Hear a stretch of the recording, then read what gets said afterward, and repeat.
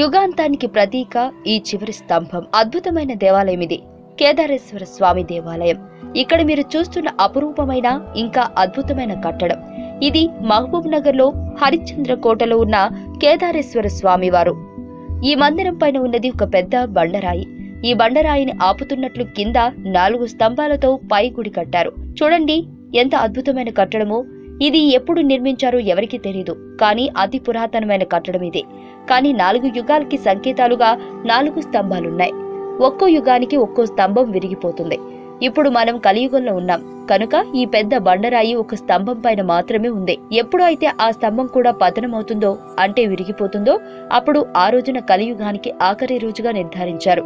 అంతటి గొప్ప మహత్వరమైన గోపురం ఇదే. మరో గొప్ప విషయం ఏంటంటే ఈ గుడి 4 గోడల నుండి నీరు ప్రతిరోజు వస్తూనే ఉంటుంది.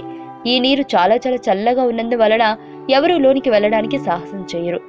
ఒక్క వర్షాకాలంలో మాత్రమే ఒక్క చుక్క నీరు కూడా గుడిలో ఉండదు. వేసవి శీతాకాలంలో 5 అడుగుల ఎత్తున నీరు ఉంటుంది. వర్షాకాలంలో చుక్క నీరు కూడా ఉండకపోవడం గమనార్థం. అంతా మహాశివుని లీల. మీకు తెలియని మరిన్ని రహస్యాలను తెలుసుకోవాలనుకుంటున్నారా? అయితే సబ్స్క్రైబ్ చేయండి రహస్యవాణి.